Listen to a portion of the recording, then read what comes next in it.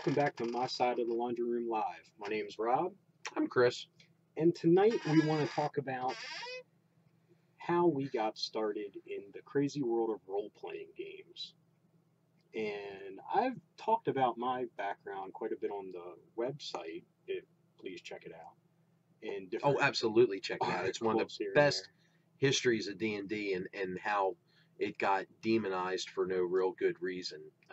And that's on his blog, My Side of the Laundry Room. It's a two-part, good stuff. Well, thank you. And still one of the more educational blogs that you had written, for me at least. I learned a lot as far as timelines, Yeah. if that makes any sense.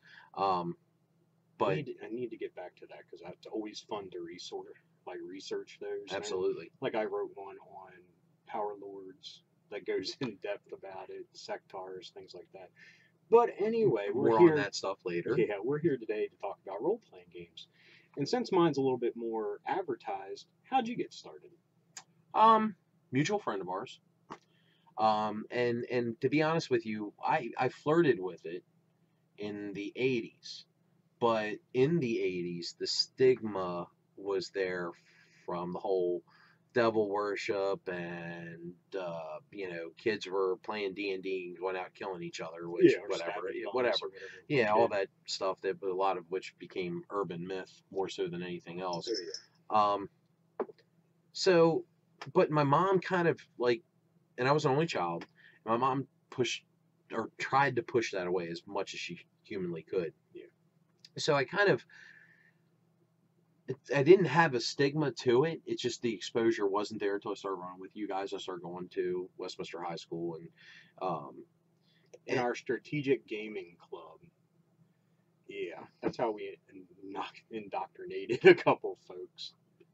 But you guys got me with Marvel. It wasn't Dungeons and Dragons. Marvel was your first one. It was. It really was. And the subject matter was, of course, in my wheelhouse. I mean, we were all Marvel. Yeah. We've talked about it previously. We had certain things that made us akin to one another, which was, love of Star Wars, love of comics, simple stuff. I mean, it was just, and we bonded over it, and we started playing Marvel games. Now, our Marvel game, I think, that we played in together, was very representative of where the comic industry was at that time. Oh, yeah.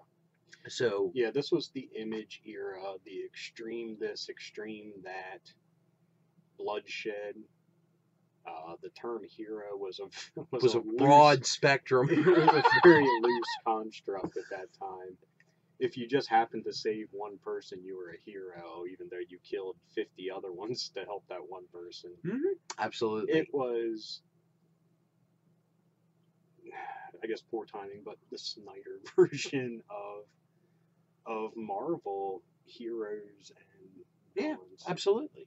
And our characters reflected that very much so. And I mean, when we first started out, we were doing a lot of carbon copy of other characters. Oh, yeah, because but that's how you learn. But that is how you learn, So one of our friends played a blatant Wolverine ripoff. I played a blatant Archangel ripoff, and Quill was. Yeah, it was one of the first ones. Well, that's my first one that I remember. Yeah, and he was a ripoff of Stinger from the Space Beaver comic, which I also have written about. So, and that's kind of where we all were at that time, and it wasn't until much later in my gaming life, when I say much later, probably several months later, that I got exposed to D&D. Right. And really, D&D was okay to me.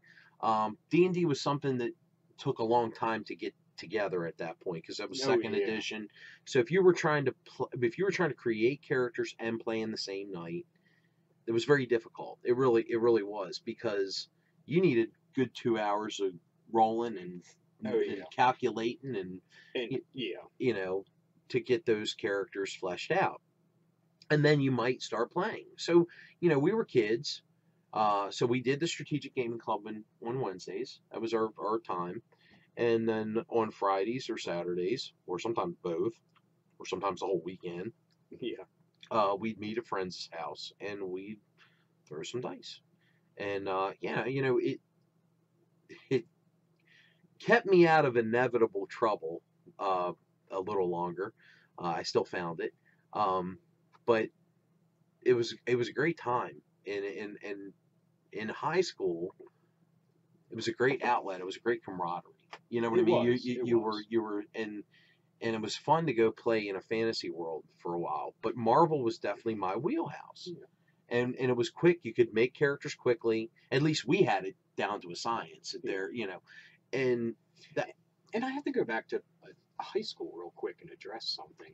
You know, even though we were in this club, it was publicized. We're in the goddamn yearbook. yearbook photos, which were fine until I think our senior year, the dude in the bathrobe showed up, and that's when, yeah, reputation started going down. But I never was chastised for being a dork in high school. I really don't remember. No, it was definitely more of the middle school, elementary school. Yes, and it's weird. I don't know because I think we were the type of people that on one weekend or on a Friday night we're hard partying dudes, and yeah, we openly talked about dork stuff, but people just kind of accepted it. And then on Saturday or whatever, then we'd be held up in someone's basement gaming. Oh, that was true. Or we partied Friday and Saturday and spent all day Sunday gaming. Yeah, I mean, You know what I mean? so That was. I just have to give props to high school for that. That I never Well, really felt alienated. but not only that, we weren't. So if we took our 4 or 5 microcosm from that gaming group, which was probably about 30 people, okay, Yeah, our little group that was inside of this group, we kind of fought that stigma though. We weren't. we weren't. I mean, and no offense to the stereotypes that we did know, do know, trench coat wearing, Nope, we weren't those guys. Garfield shirt wearing. I mean, Vest wearing. neck bearded folks, No, metalheads. no. I mean, We liked our metal. We were all these things. We liked our metal, but I mean, it was we didn't. It wasn't our definition. What didn't define us, I guess. So we would game absolutely, and then we'd also party. We would go and drink our beer at 16 or 17 years But old. we were still social creatures as well within We were. school. We I mean, were. It's like, yeah, look at me. I'm looking at my X-Men cards, which Mhm. were all done by Jim Lee, and they were beautiful. And people would be like, hey, what you looking at?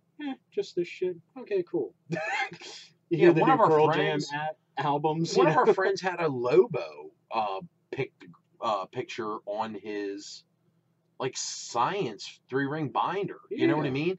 And it's really kind of how I got to talk to him and know him is like, hey, you like Lobo, and you know, but these are things that yet again it was the camaraderie Yes. because I came from private school, so I didn't get to Westminster High School until 10th grade, and in private school it was definitely more frowned upon. There was no one like-minded like me where I was going to school at that time. Yeah, it was more of a sports. It was more thing. sports driven, absolutely, and so to go to a public school and meet guys that had similar likes. Yeah.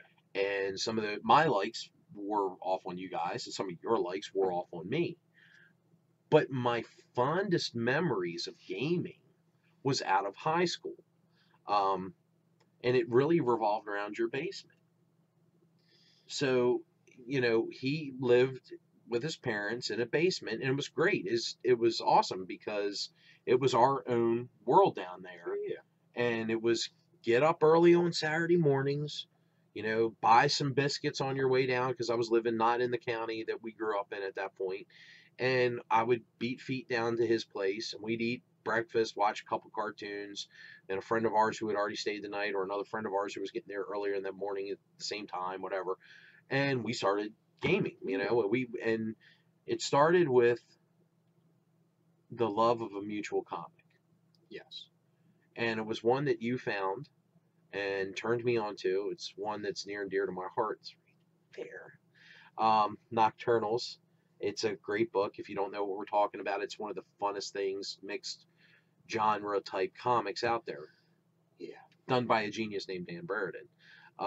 Which I've had an article in my drafts for so long because I want to write about it. I want the whole world to know about it, but I feel like I can't do it justice. Because you're taking everything that we held dear and putting it into one universe. And I mean that of horror, superheroes, gangster, um, scientific Yeah. experimentation, Super whatever, you know. science, Yep. super magic, Yep. mutant animals. Everything. Yeah, It's I mean, everything there, and then it's done in this beautiful watercolor, yeah. which is almost breathtaking in and of itself. So, if you're not sure what we're talking about, his name's Dan Brereton. He's done a bunch of work over the years. Like Not one of his bigger things is the Thrill Killer yes, one shots and mini series.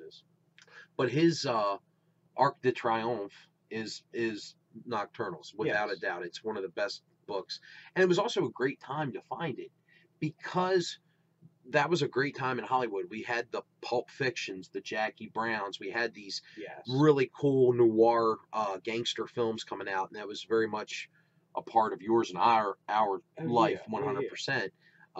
As far as going to watch films, because that was kind of like the sci-fi law. Yeah. We didn't have the comic movies. We were watching these. That's Right. where our attention was more or less approached. So Rob kind of constructs this awesome world, and he uses a Palladium gaming system Yes. to start. Which is one of those systems where it's not a bare basics. It's pretty. Percentages. It is percentages, and it's but it is very unwieldy at first until you learn it, Yes. and then it can be adapted into anything. And what he does is he paints this awesome background. So he puts us in the Nocturnals world, and Hellboy's a viable character, and it's like this independent comic world. Yeah, I had Sin City in there as well. And it was great. Yeah. I mean, it was awesome because Rob's a great storyteller.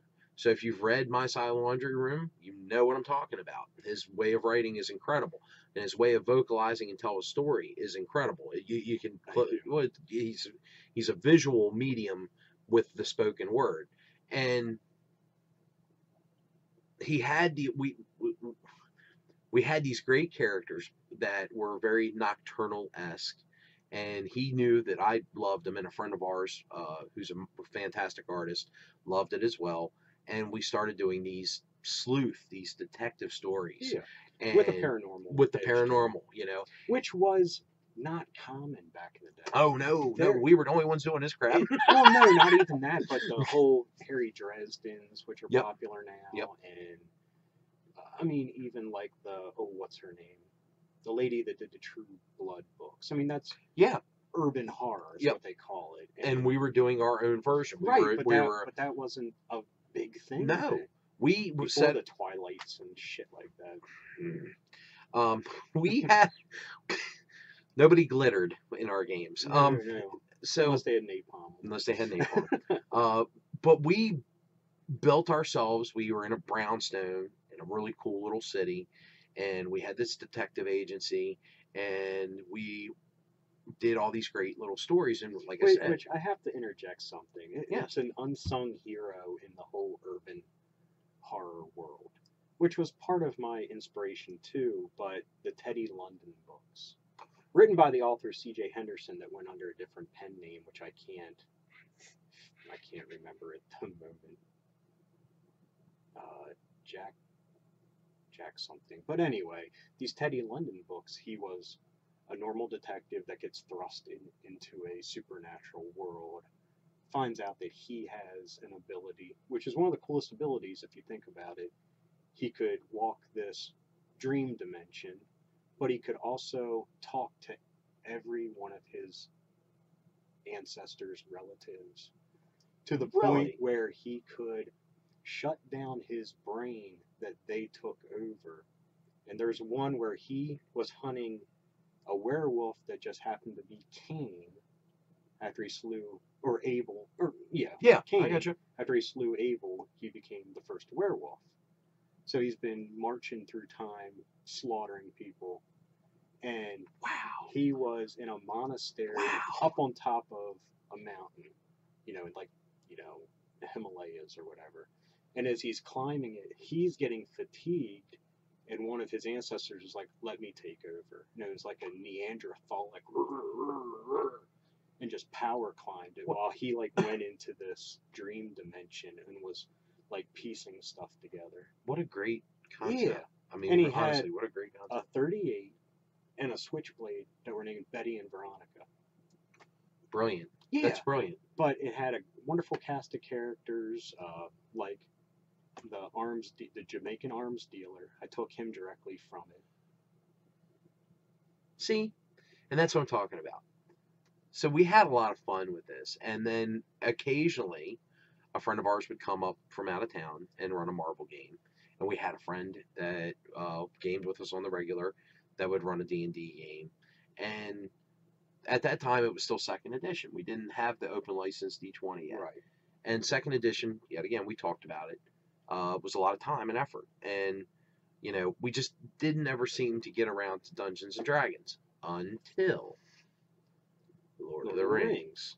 It was about the year 2000 when third edition came out. And third edition, which was a lot like Palladium, here is a skeletal network of D20, and you can learn it on the fly. It's easy to make shit once you learn how to do it. It was real easy, actually. But you know what? We've given you the rule books. Now let's do all these supplements, which you got D20 Modern, you got Cthulhu in that. It's just like they. A great game called Dragonstar, where it was like a sci-fi fantasy world, and it was ruled by all the dragon houses, and every 150 years the houses rotated, and the open license D20 was awesome because we were all gravitating towards different stuff. Yeah, and you had companies like Green Ronin that were releasing their own supplements. Hey, here's just a whole book on martial arts. Here's a whole book on guns. Here's a whole book on pirates. Yes. And this was just we were eating it up. We were eating it up. We were disenfranchised with Star Wars, and Lord of the Rings was here, and it just rekindled a fire, and it was perfect timing. It was perfect timing because third edition came out. Yes. Well, a friend of ours who does way more gaming even now to this day than us was already in a third edition game in Virginia with a friend of his. He comes back from one of his weekend trips, and he says, "Hey guys, we are going to start. I'm going to start a third edition game." Oh yeah. Rob says, "Hey, remember that game we were playing with Palladium? I'm going to take this modern D20 modern system, and I'm going to do this with it." Which most of my Palladium books were late 80s, mid 90s, so it was nice to get things that were newer, modern. So D20 Modern comes about, and you get the idea. We're gonna jump to this. We're gonna leave the Palladium, and you start basically kind of where we left off. With probably from how many years before that? 3 years, maybe 2-year jump between there. Maybe more. Now, it might have been there more. Were some friends that we hadn't really associated with that were in that game, and now no longer. And now it was just a duo. And it was just a duo. But yet again, we kind of played around in this world that you had created. And then you even took it in another direction later on where we kind of abandoned those characters and came up with some other characters. Within the same world. And I also did one, knowing me, an 80s one. Yes. Because it got to the point where, hey, here's all your clues. I make a computer check. And it's like, fuck, okay, that's a natural 20. So you find this, this, and this. Oh, well, we know what we're fighting. Awesome. Get fucking shoot it. Yeah. So he did an 80s. So which was I could cool. remove that aspect. Which was cool because he let me be a biker. Yeah. And I had a big chopper and all this other shit. Of excess, so they had fun. Like, I sniffing coke. Right. With my sawed-off shotgun. With my sawed-off shotgun. Anyway, we had a blast doing it. Yeah. But then what we did is we started coming up with a schedule. So, and we take turns, and we do these Saturday schedules. So one Saturday, Rob would run. Next Saturday, I'd run. Another Saturday, a friend of ours would run, and then eventually the next Saturday, another friend of ours would run. We would so we had these 4 games, and it was 4 distinctly different, unique games, and that was great. Which at the time you were running the D&D that had the Dragonstar element. Yes, I was, and I loved it. Which was great. That was our sci-fi fix. And then a friend of ours was running a D&D game, and another friend of ours was running a D&D game, and then you were running. And they were much different. One was very serious. We kept notes. We kept notes on everything. But this cat is so rule savvy. He's smart as shit. And he shuts down when he's the DM, where it's like, no. don't ask me for any help. Wait, what are you doing? What are you doing? Hey, no, no. That he got me so enraged that I coined the term Us, shitbag no no friend friend. because I was stammering to the point of just anger where it turned into Christmas Story. Not a finger! But it was like, shitbag no friend! And that, So we would have these late night gaming marathons. I mean, be done at 3 or 4 o'clock in the morning sometimes. I mean, literally. and And you at the time, I your had a little kids were girl. my Yes, kids' age, so yes, I know your pain now of having a night like that and having to get out of bed early for them. absolutely. God bless Dora the Explorer. But so, but we would eventually, you and I, would call and have a like this cathartic Yeah. conversation to work it through both of our and keep in mind this is a dear friend of ours, so it was, Oh but yeah.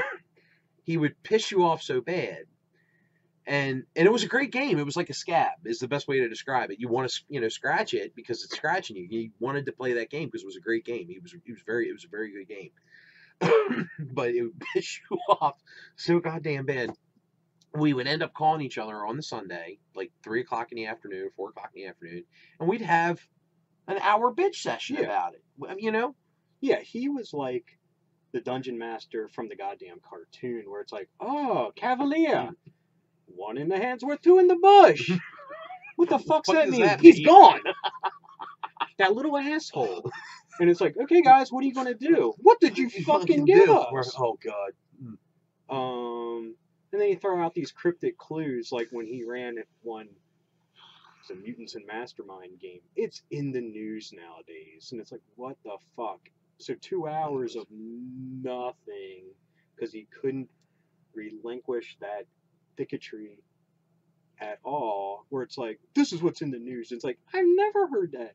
Well, it was in a local newspaper. What the Local to where? yeah, like Georgia Canada? or something Yeah. that he found online. And it's like, Jesus Christ. But anyway, But they all had their strengths. yes. They all had their weaknesses. And they had, well, some of them had exploits, not all of Some of them had exploits. And the other thing is because of the way this particular individual ran his game, it actually made us better gamers. Oh, yeah. So unfortunately for us, a friend of ours didn't reap the benefits of that.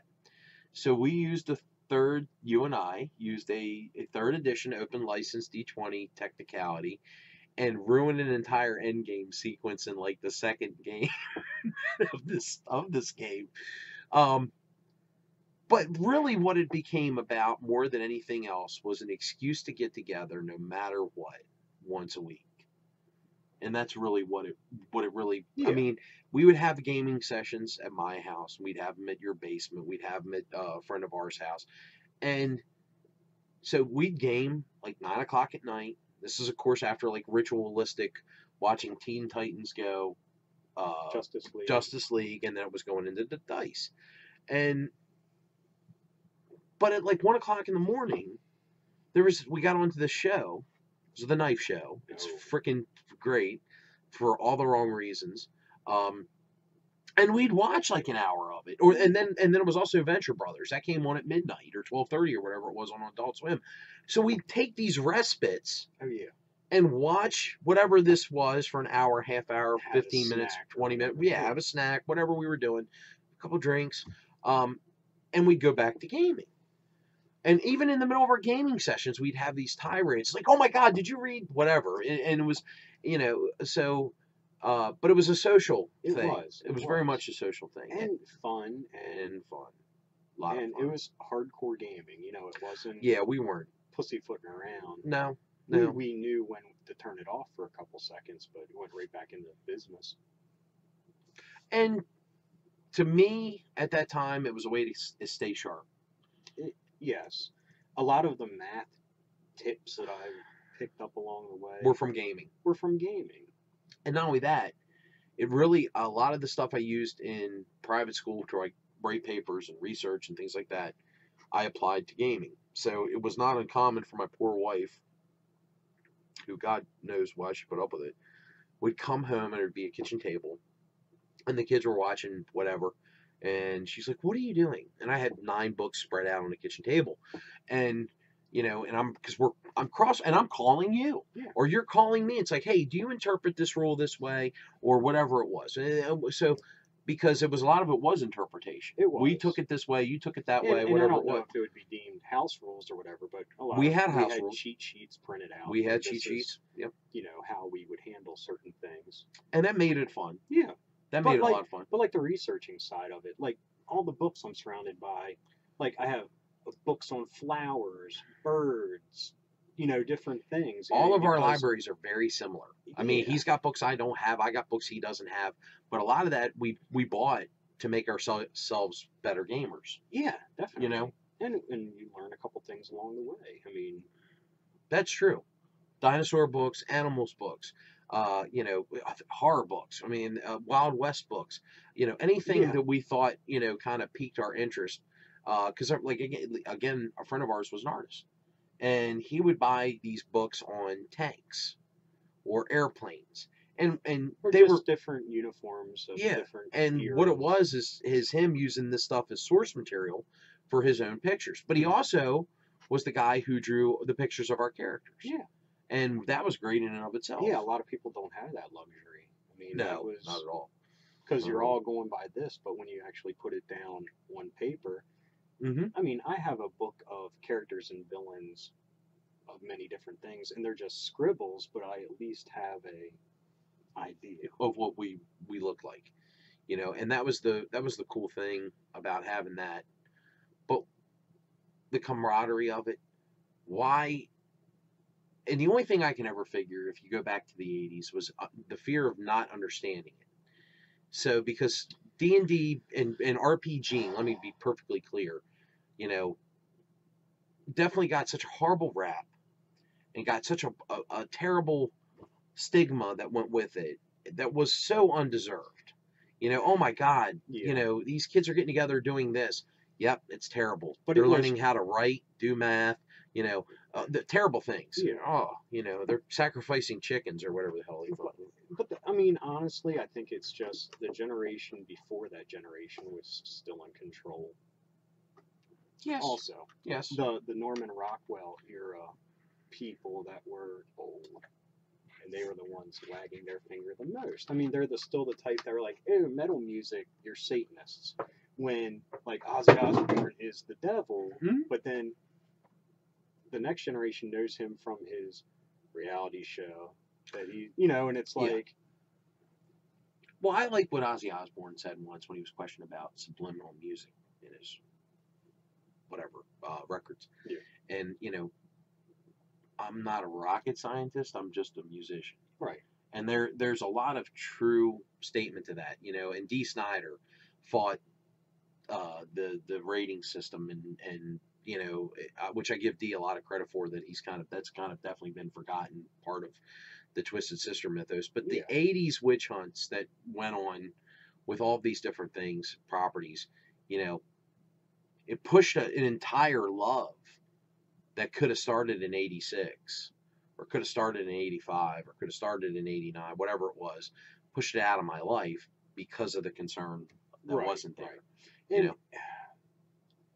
I hate to make this a religious No, by all means. point, but it was easier for people to think that Something else you're was the opening problem. a gateway, you're sacrificing to a deity. That shit makes complete sense to them. Mhm. But We were just trying to get our roll on. yeah, I don't know. I can't equate it to anything. It was a poor road to go down. The But it's like only thing that gaming, they don't believe in fucking Bigfoot, but goddamn it, Beelzebub's coming out of your bedroom floor to take your soul. well, That yeah, kind you're of getting into the thinking. rudimentary of it. Yeah, right, that's- right. And here's the thing: we're two guys who gamed, okay, and the only thing that gaming ever led to for me was a large fry and a large Coke, and probably prolonged my virginity another 8 months longer than it could have. Or But other than that, I mean, it you- made you read, it made you do math. yeah, I mean, there's nothing. it was made a horrible scapegoat, and that's a crime. And because the cartoon that went along with D&D got cut short, which was actually a really good cartoon, the Saturday morning Yeah, yeah. cartoon. The toy line that went along with D&D, which was actually a great toy line. It was a fantastic It toy line. was. Just got completely abandoned. Um, the Choose Your Own Adventures book Yes. lines that were D&D. I read those things. I read those before I read Lord of the Rings. And that's without those, I never would have found Lord of the Yeah, Rings, I if that agree with makes that. any sense. And after I found Lord of the Rings, I read Lord of the Rings probably 10 times. Not even The Hobbit as much, but I read the Lord of the Rings books a lot as a kid because that was just really, I didn't think there was anything else out there. You know what I mean? It just Mhm. wasn't, something that you could find easily, but it's one of the things I miss. Me too. I miss it a lot. Um, I mean, just the imagination Part I of it. miss, creativity, the camaraderie. Well, the conversations that led to it. Hey, I'm going to do this. I'm going to do a cleric of Saint Cuthbert, and what do you think of this? Do you think this is going to work for your Right, game? right. That was what part of it was. It was a topic of conversation that led to 30 other conversations, and it was always an excuse to call your friend. Not like you need an excuse, but sometimes you do. Yeah. And I'll tell you what, to this day, I'll still be like, wow, that'd make a good game. Some of it I still write down. Will it ever mount to anything? No, but it feels I can tell you good. this. Sometimes I watch movies like that would be a great character. Oh yeah. You know what Oh I yeah, mean? Or definitely. whatever. Or it was all perfect, and it was all the right time, and it was all the right timing. It was, some of us had kids, some of us didn't. But it catapulted us to who we are Uh-huh, today. uh-huh, absolutely. I mean, I don't know how to. I mean, because we are surrounded by all these things that have molded us. Star Wars, which is still kicking. I mean, And that's the thing. Marvel. If you take the 4 or 5 of us that are still, you know, palling around to a certain extent, all of us had different backgrounds too. All of us Yeah. had different likes. One of our friends was an artist who was an anime and an X-Men fan and a gamer. Yeah. And then there's me who was a celestial Marvel fan, Star Wars fan, Lord of the Rings fan, Disney fan. Okay, and then there was another friend of ours that was straight up Marvel superheroes, Avengers, Captain America, but read every piece of shit fantasy book that ever came out or sci-fi book. Some of it good, some of it not so good, and that's what he brought to the table. And then there was you with the horror background and the uh, Hellboy, more of the independent scene of Yeah. comics. You know what I mean? It was all this. Yes, we all had dorkdom in common, but it was all different spectrums of dorkdom. Yes. You could say, oh, they're a bunch of dorks. Yeah, but we all had that. Our wheelhouses were similar, but they weren't identical. And we So, didn't draw lines in the sand, which is something we talk about a lot. Where it's like, you know what? I don't read that, but it's still cool. or Oh, I don't sometimes know it anything worked in about our that, but that's benefit. cool. But sometimes it worked in our benefit. Yet again, I wouldn't have found Nocturnals if he didn't say, Yeah. you need to read this, brother. There was always You know, fresh conversation. There was, because, and there was fresh sharing of ideas too. yes, yes. So somebody's like, "Hey, look, there's a new Avengers book out. You should really check it." I don't really like the Avengers. No, this one's good. Right, You should right. read it. Or a friend of ours, that was really into anime and never had the budget for it, but yet he would tell us, "You need to check this out," because at the time we're doing all the stuff that we're doing, he was off in art school. So he was getting exposure to all kinds of different things, People different from all games, around the world. all different people, different cultures. Dorkdoms of Yeah, that. and that was, and he was even telling us about games we had never heard of for certain PlayStation Yeah. and Sega Genesis. So there was an interesting time. It was a great time, but it led to, And it's also the Attitude Era of wrestling, which we were into as well, which at that time it was like superheroes came to life because you okay. have people like the Hardy Boys where it's like, holy shit, they're Well, speaking of diving that off time, ladders and stuff. so this is a time in our lives where we were literally together almost every night. Okay, so Monday nights we'd get together and watch Raw. which was the Monday Night Wrestling show. Yeah, it still is. Okay. I think. Wednesday was new book day at the local comic shop, so we'd all get together and we'd go get our new books, and then Friday night would be a night. Hey, let's go have a couple drinks. Thursday, some of us were catching SmackDown. Whatever, yeah. And then Saturday was gaming. So everything became an excuse to get together, and now it's like an act of Congress to get together. Yeah. And that's not anybody's fault. That's life. I mean, our wives have it easy. They see each other at work more often than not. Yeah. For us to get together now, it's a 30-minute trip. Yes. Either my house or your house, but it's a 30-minute trip. And there was a time we all lived 5-10 minutes from each other, Yeah, in a roundabout way. You know what I mean? And it was a lot of fun, and gaming was a major cornerstone of that. Yes. And it was a great excuse. I'd get mad at my wife, who would be put on call on a Saturday that I was supposed to go gaming, because that's how much it meant but at to the us. same time, it still inflated my ego that there's one game that I'll still remember that she sat in on. Yes. And she was blown away by it. And it's like, hey, that's a muggle digging my shit. That's pretty cool. Well, not only that, we party up, and inevitably, at some point through the night, the party would get down to like 3 or 4 of us, because it started out like 15 or whatever, and people leave and whatever. And Rob may have had just enough to drink that we'd get a story. And Rob would tell a story, and my wife would eat it up, because Rob comes from that horror background. My wife loves horror. And yet again, if you read his blog, you understand. It's those words speaking through Rob, and he has that ability to verbally paint that mental picture. And you should do yourself a favor. Read the stories on My Side Laundry Room. I highly recommend the one on D&D. It's one of my favorites. But more importantly, everything he does, he puts all of himself into. So you want to get a snapshot from him running a game, and I've been one of his biggest fans when he was a GM. I had the privilege of playing him in one of his games, and it was a lot of fun. It was great. No, it was a great time. It was a good time. It was a good time. It was a good time in our lives. You know what I mean? It was more so than anything else.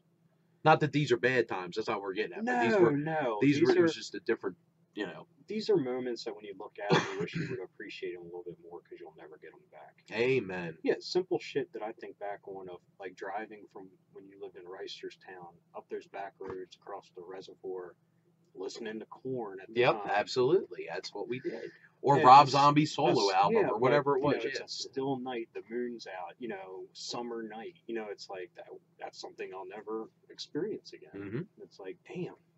It was a long time, and you just, but these were fun, and then my daughter came, and she was getting older. She was 2, and she tells stories now, who's now 17, of sitting in her room listening to us game, because she was so infatuated with what we were doing.